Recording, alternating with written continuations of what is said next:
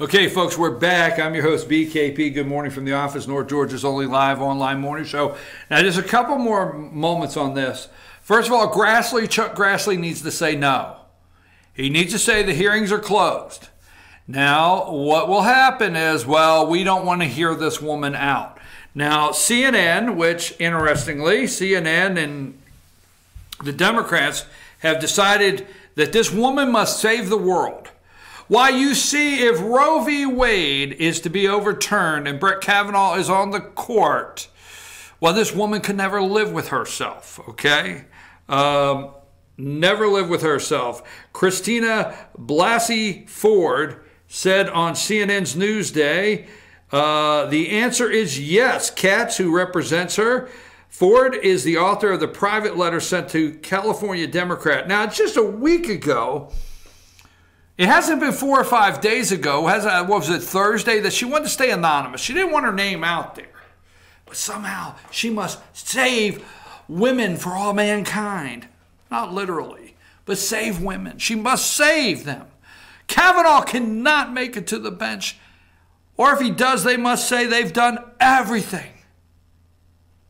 Now, will this man accept his family being dragged through the mud for this woman?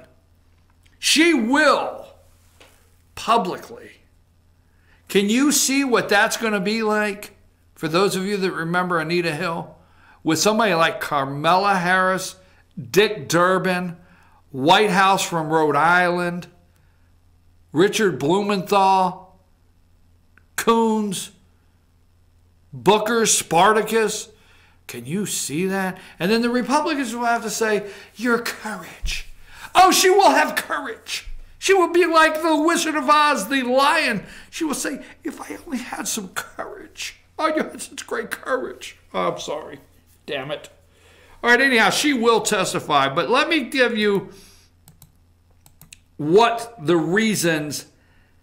First of all, the election, number one. Number two, white suburban women, okay? And let me give you a couple more here before I want to move along, but a couple more. I think I have some other picks here I want to show briefly. Almost there, Josh.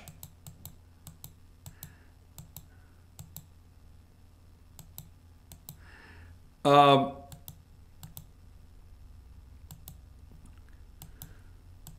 on Face the Nation, not Face the Nation, MSNBC. No, NBC, Meet the Press. Yeah, Chuck Todd. Go with number 23, okay? The 538 report, and that is Silverman, is that his name? 538 Senate forecast. 1 in 3 chance Democrats will control. 2 in 3 chance Republicans will control. Okay? But that is changing. You see, Democrats, it looks like to them, may actually have a shot at, the Senate. Now let's go to Meet the Press. Let's go to Meet the Press number 14. Number 14. It's interesting. Senate in play. 2018 midterm, Senate in play. Arizona, McSally is only up by 3. Tennessee, Blackburn is down by 3. Texas, Ted Cruz is only up by 3.2. The Senate is in play. But let's go to Senate in play. Let's go to number 13, Meet the Press. Why, Michigan, Stabenow's up 18 points in holding. Ohio, Sherrod Brown's up 15 points. Pennsylvania, Casey is up 14. And Wisconsin, Baldwin is up 8. Okay. Go to number 12, Dems. Now these are Dems defending Senate seats. States President Trump won. Now, the end all is to separate Republicans from the president, period. To separate Republicans from the president. You can't come close to this president, okay? So let's go to number 12. Dems defending Senate seats, number 12, okay? There's Montana, North Dakota, Missouri, Wisconsin, Michigan, Indiana, Ohio, West Virginia, PA, and Florida. Now, those Dems defending Senate seats, those are in areas Trump won. So Trump will do you no good if you're trying to take over the Senate in North Dakota. Heidi Heitkamp, all she got to do is vote no on Kavanaugh and save women. Montana, Missouri, Claire McCaskill, why, she's defending it, but this vote alone. And Florida, running for Senate, Rick Scott, Governor Rick Scott, separated himself already from the president. He's trying to beat Ben Nelson, should beat Ben Nelson, but because of Puerto Rico and the lies that have been told. So anyhow, that is, look, the end all is separating the president of the United States. I got one more I want to go to. They had to play this on the show this past week. Let's go to number 15. Rick Scott, I disagree with the President of the United States. An independent study said thousands were lost, and Governor Rosalio agreed, okay? Agreed.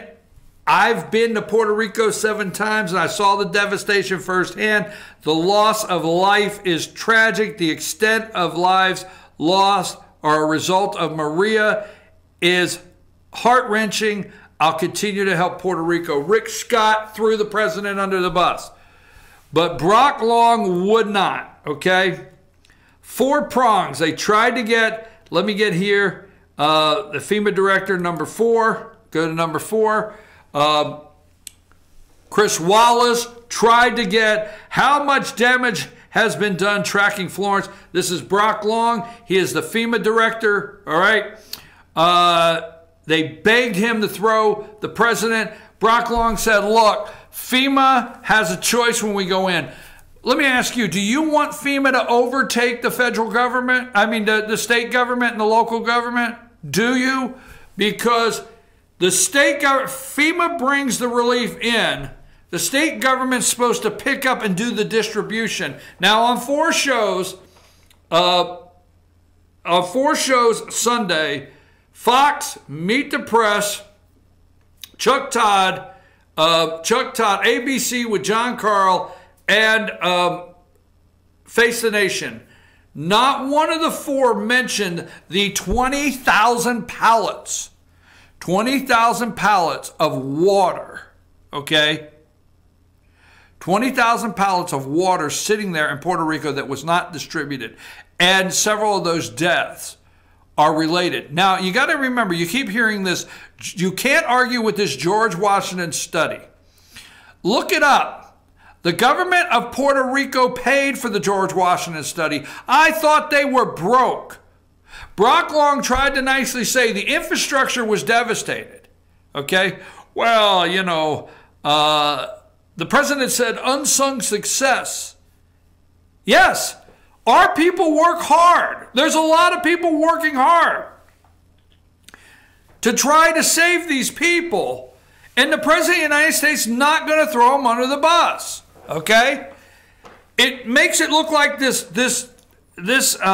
agency is such a disaster. The government's such a disaster. It's the 44 years of Democratic control of Puerto Rico. So Puerto Rico, they're trying everything in this election. I've told you, if you go chronologically, now Trump is insensitive about the people that died in Puerto Rico. Okay? Not true. Brock Long, there is Chris Wallace trying everything he can. Okay? Now, let's go to picture 8. Okay? Chuck Todd trying to find out about Florence, but he goes straight into Puerto Rico. And Brock Long says, no, the president is the biggest supporter, knows what's going on. He doesn't have dementia. Brock Long didn't say, well, listen, if we weren't dealing with a president of the education level of 5th and 6th graders, we may know, had a better chance in Puerto Rico. If we were not dealing with a president that did not support us, we may have had a better chance in Puerto Rico. If we were not dealing with a president in early stages in dementia, this guy said President Trump truly engaged, supported him 100%, gave them all the resources they needed. It's a four-legged chair is what he said. The federal government went down there dealing with already a crumbling infrastructure, all right, and tried to do what they could for Puerto Rico, but the state is in charge of distribution, and there was rotten food that never was given out, water that was never given out, but they sure found the TV cameras to complain about the President of the United States. And remember, the George Washington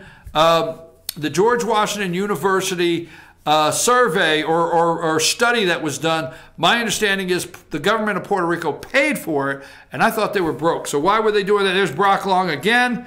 And let's go with, I'll give you another picture here in just a second. Now, this is a different one.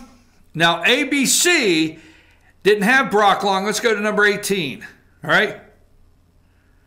And number 18, John Carl pushed Admiral Carl Schultz of the U.S. Coast Guard, the commandant of the U.S. Coast Guard, Admiral Carl Schultz. John Carl pushed him about Puerto Rico, and he wouldn't bite. He said, we're taking care of Florence, and we did everything we needed to do in Puerto Rico. Did not bite. Every network, please tell us Trump killed those people. Please, somebody break over and say how insensitive, what a piece of garbage the President of the United States is, why he does not care about Puerto Ricans, okay? And then let me go to one more here.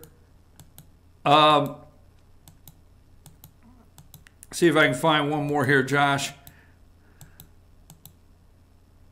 Face the Nation. Let's go to number 25.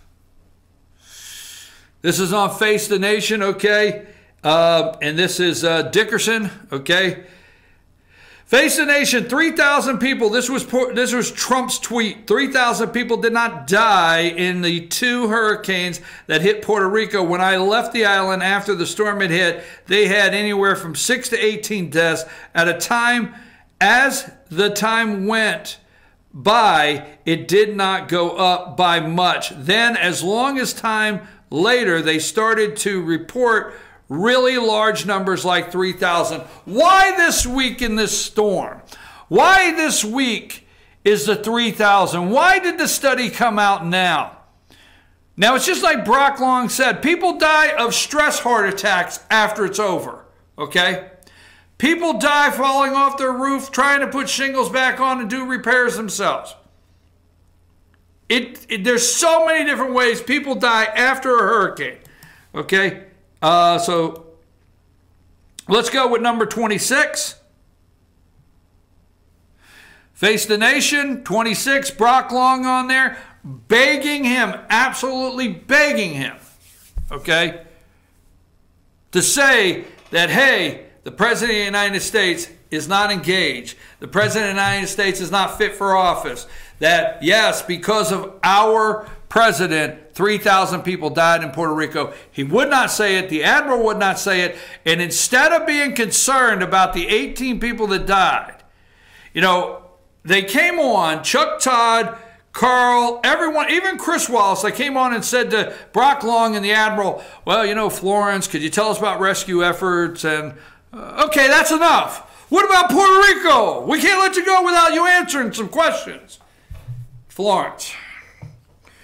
I'm going to take a break because I'm going to come back, and at 9:30 there are 2 definite stories we're going to work on between now and 10 o'clock. Now, don't forget, North Georgia's only live online sports show, Instant Replay with Dave Garner, okay, where we have highlights, pictures, clips, and updates on high school football, softball, or anything and everything. And maybe Dave might have some college notes he wants to throw in or some college scores.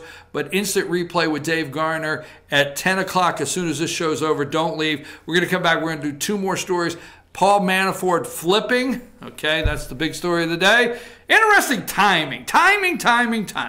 Paul Manafort flipping, and also Charlie Bethel. Why is this story so big? That Charlie Bethel from Dalton is now on the Supreme Court of Georgia, and Chris Coomer, the representative from Cartersville, is now on the appeals court. What's the big deal on that? I'll explain. Take us a break, Josh.